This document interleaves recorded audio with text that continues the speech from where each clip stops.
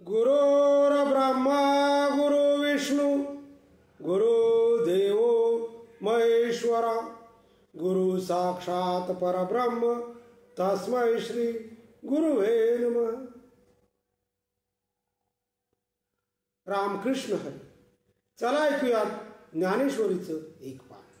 आज आपण ऐकणार आहोत ज्ञानेश्वरीच्या दुसऱ्या अध्यायातील म्हणजे सांख्ययोग या अध्यायातील पान नंबर 71 ओवी नंबर 210 ते 219. ते तुझ अनायासे अनकळित जोडिली असे हे अद्वितीय जैसे गगन आहे. ती कीर्ती तुला विनाशास निष्कलंक अशी लाभली आहे.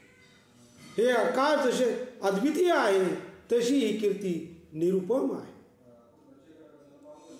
तैसी कीर्ती निस्सीम तुझ्या ठाई निरुपम तुझे गुण उत्तम तिन्ही लोकी.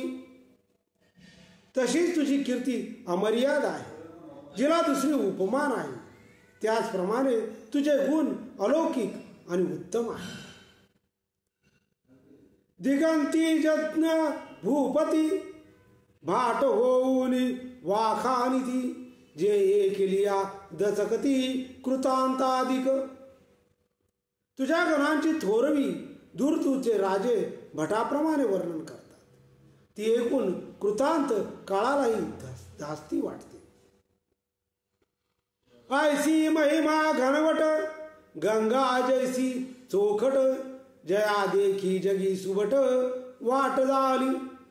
अशी तुझी श्रेष्ठता गंगेच्या प्रवाहाप्रमाणे निर्मल भरीव आहे. तिने जगातील परमवीरांना क्षात्र धर्माचा आदर्श देऊन सजान केले आहे.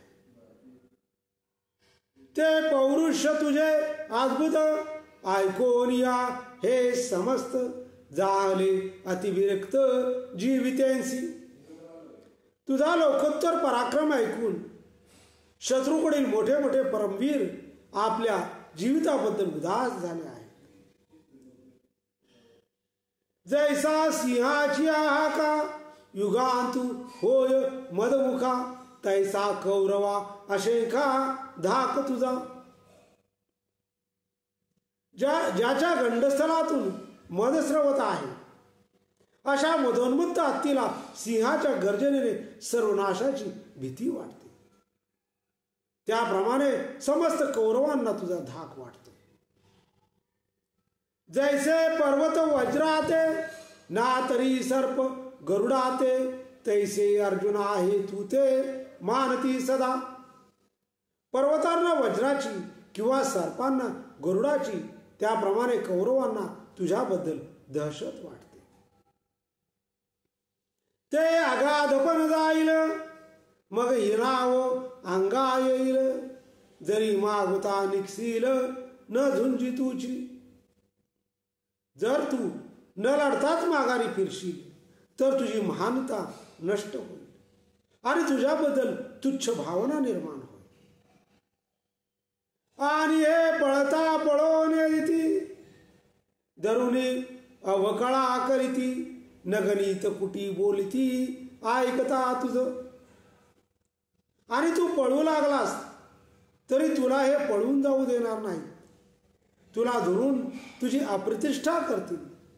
तुझ्या समोर तुझी वारेमाप निंदा करतील. मग ते वेळी हे फुटावे